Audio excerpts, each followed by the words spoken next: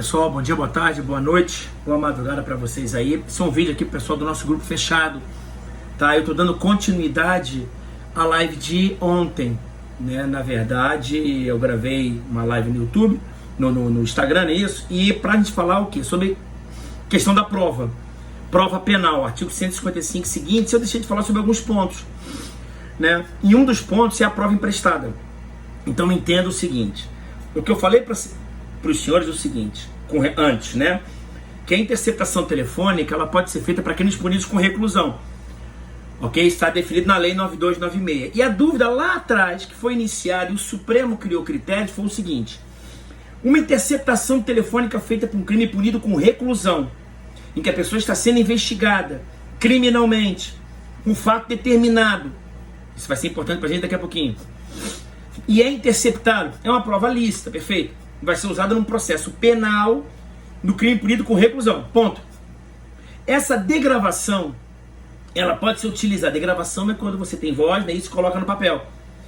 Ela pode ser utilizada em outros processos, ok? Isso, o nome disso é prova emprestada.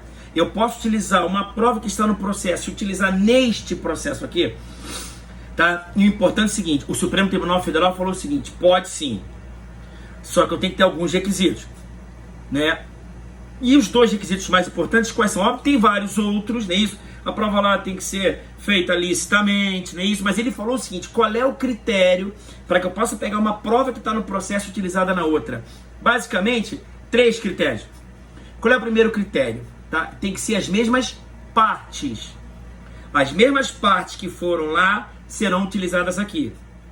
Segundo, tem que haver compatibilidade de procedimentos. Então, para pegar uma prova emprestada lá e ser utilizada em outro processo, os procedimentos têm que ser compatíveis. Quer dizer, no processo que a prova está vindo, tem que haver a possibilidade e admissibilidade dessa prova. E por último, gente, ela sempre vai adentrar o processo como natureza de documento. Então, André, uma interceptação telefônica feita lá. E quando eu falo interceptação telefônica, que o Supremo já falou outras coisas, que é o seguinte: se lá foi um crime com reclusão, é possível que seja usada essa prova emprestada num processo criminal que seja punido com detenção? Supremo Tribunal Federal? Sim, desde que sejam as mesmas partes, compatibilidade de procedimentos e vai entrar com natureza de documento. É possível que seja utilizada no processo civil? Tranquilo. Né? Isso eu estou tirando uma conclusão, porque ele chegou a uma outra conclusão. É possível a utilização da prova emprestada em processo administrativo disciplinar? STF? Sim, perfeitamente. Desde que sejam as mesmas partes, E aí quando eu falo mesmas partes, ele falou lato sensu, né? Que lá no processo criminal é o Ministério Público, aqui seria a administração pública, não é isso? Lato sensu é Estado, poderia ser utilizado.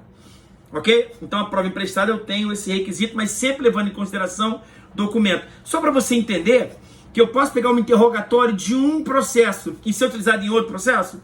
Pode, claro. Não é isso? Mas se liga, aí sim da segunda pergunta.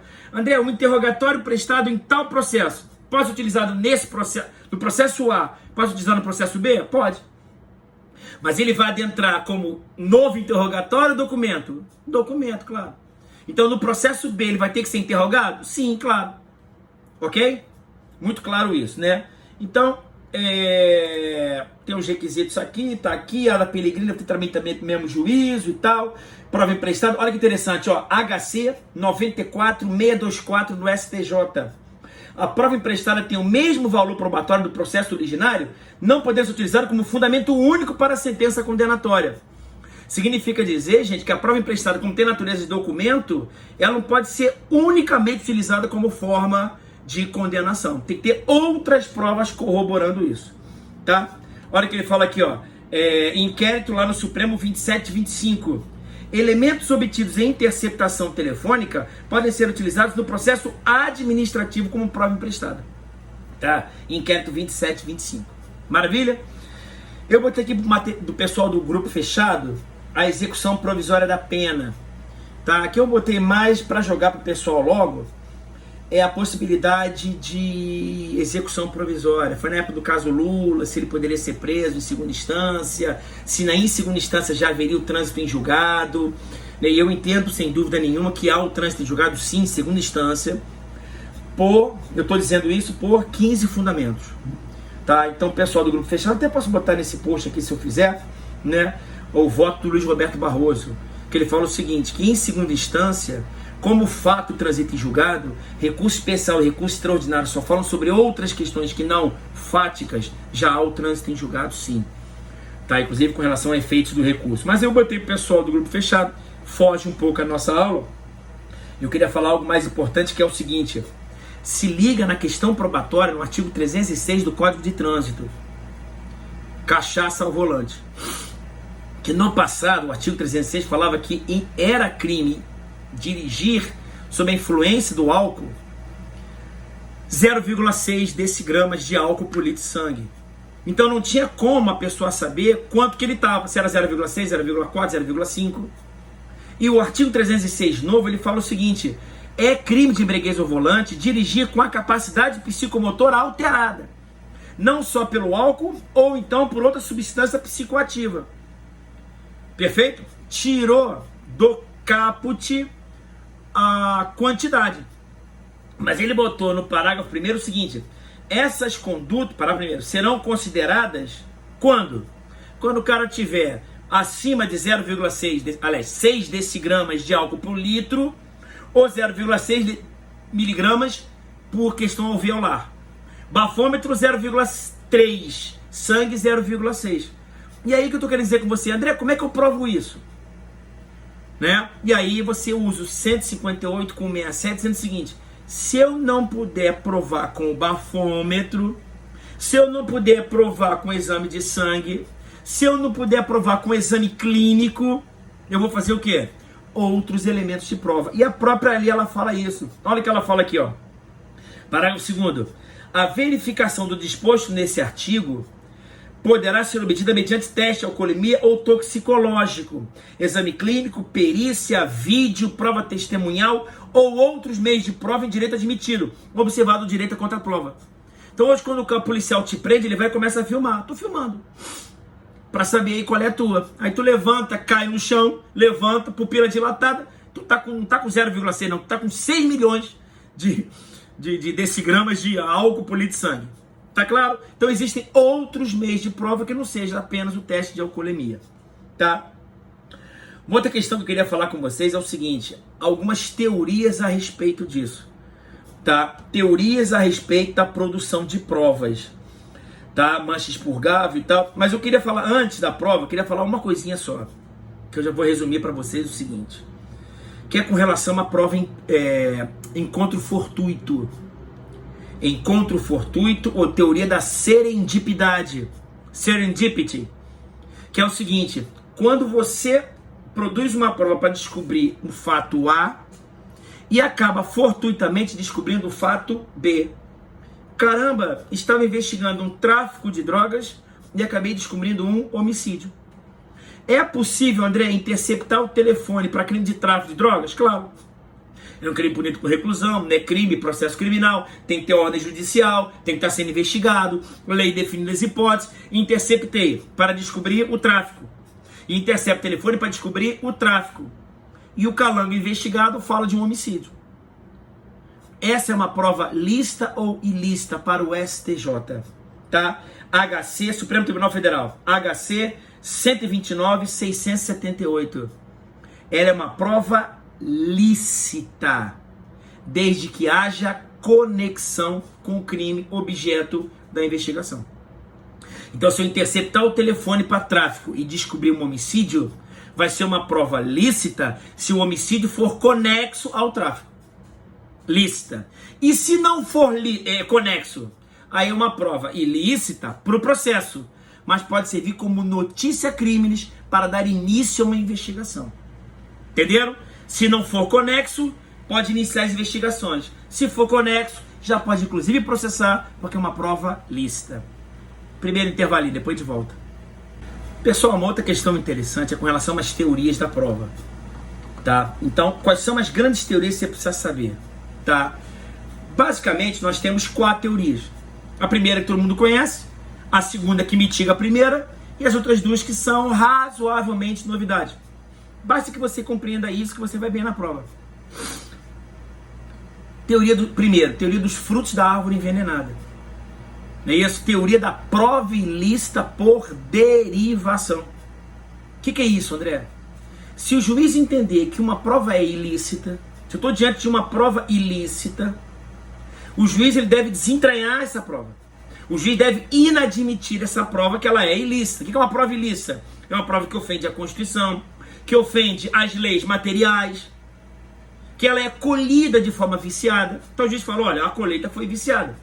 Realmente a polícia entrou de madrugada na casa do cara, dando porrada, sem ordem judicial, e colheu essa prova. Essa é uma prova ilícita, ponto. Desentranho, inadmito essa prova do processo.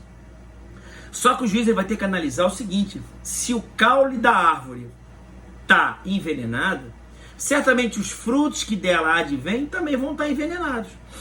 São chamadas provas ilícitas por derivação. O juiz vai retirar do processo todas as provas ilícitas e todas as delas que forem decorrentes. Ok? Essa é a primeira teoria. Poxa, André, sério? É sério, mas tem uma mitigação, que é a segunda teoria, que é a teoria da fonte independente. Se ficar caracterizado que uma prova é ilícita, porém eu tenho outras provas delas derivadas, eu tiro essa, que é o caule, e todos os frutos. A não ser que fique caracterizado que uma dessas provas adveio de uma fonte independente. Olha, realmente até adveio dessa prova. Exemplo, esse cara foi torturado em delegacia. Nós obtivemos a confissão dele mediante tortura. É óbvio que é uma prova ilícita, ofendeu a Constituição. E dessa confissão nós conseguimos a prova A, B e C. Essas provas são provas ilícitas por derivação, porque elas advieram de uma confissão mediante tortura. Agora, se a polícia, o MP, constatar que essa prova veio não só da confissão, mas veio de uma outra fonte de investigação, olha, essa prova aqui não veio só da confissão, veio do inquérito policial número tal, que estava investigando o crime tal. Na verdade, essa prova veio também de um depoimento de uma outra pessoa. Veio de uma fonte independente? Sim, ela deve ser aproveitada. Ok? Uma mitiga a outra, né? Terceira teoria que é interessante, que é a teoria da mancha expurgável. Teoria da tinta diluída. Teoria da tinta diluída, da purga da mancha ou da mancha expurgável. O que é isso? Mancha é ilicitude. Expurgo, jogar para fora. Se a tinta pode ficar diluída. Por quê? 2 tracinhos.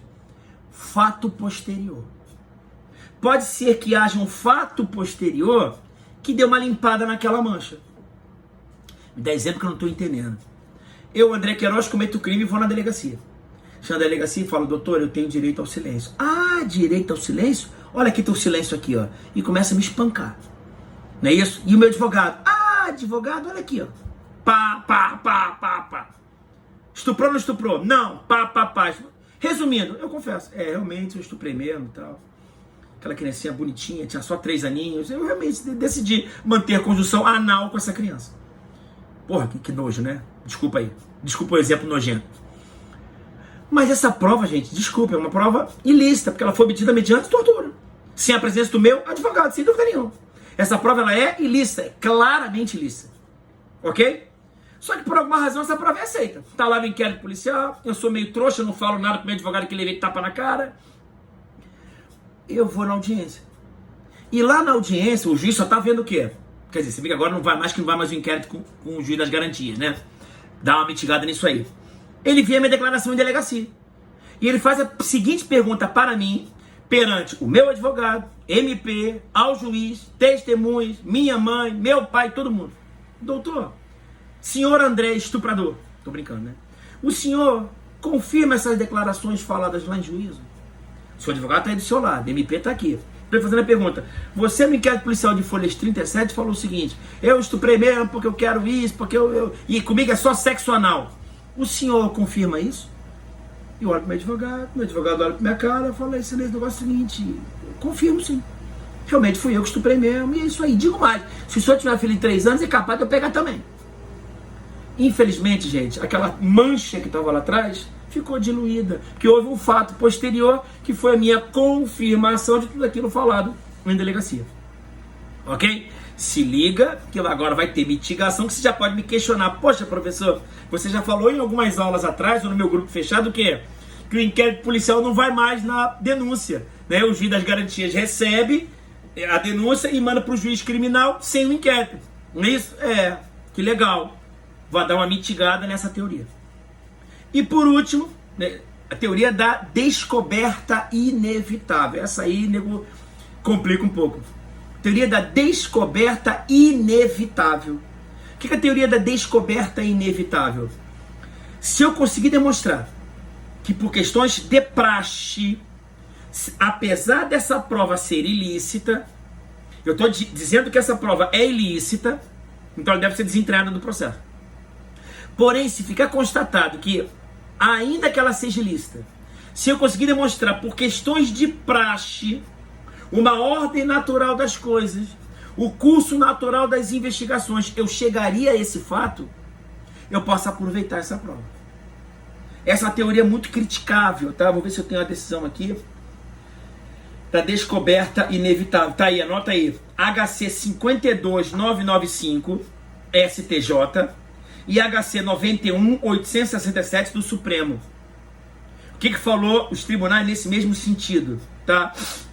O seguinte, ele fala que eu apenas posso aplicar essa teoria se eu tiver dados concretos, jamais elementos especulativos. Então eu estou dizendo que esse estojinho do fone é uma prova ilícita, deve ser retirada do processo. Não só ela, mas todas aquelas que lhe sejam decorrentes, não é isso? Se essa é ilícita, sai, e todas aquelas decorrentes, a não ser que venha de uma fonte independente. Não é isso? Nós já vimos? Agora, se ficar comprovado com dados concretos, excelência, é ilícito isso aqui. Mas eu estou demonstrando para o senhor com dado concreto que nós chegaríamos a isso. André, me dá um exemplo. Muito comum isso. Essa pessoa está no cativeiro. Está na comunidade de Ramos. Tem uma comunidade de Ramos, estou chutando, que essa pessoa está sequestrada nesse cativeiro aqui. E o que a polícia faz? Sem ordem judicial assinada, ele faz o que? Eu vou falar baixinho aqui. Faz um grampo na comunidade inteira. O cara sobe o poste lá, se coloca com roupa da Oi, intercepta a porra toda. Vou ver a conversa dessa comunidade inteira aqui. Vai ter uma hora que alguém vai falar alguma coisa. Pimba, peguei. Só que tem um detalhe, já existe uma investigação em curso, lista, evidentemente, dizendo o seguinte, ó, a casa é em Ramos, nós já vimos isso, já pegamos câmera de filmar, vimos testemunhas, tudo está indicando lá em Ramos. E deve ser ou a rua 13, a rua 19, a rua 14, a rua 60. Só não sei aonde, qual é a casa. Eu não sei direito a rua nem a casa, mas a gente vai descobrir. Já botamos pessoas infiltradas ali, estamos fazendo incursão sem que ninguém perceba, e fiz essa interceptação telefônica maluca, sem ordem. Entenderam?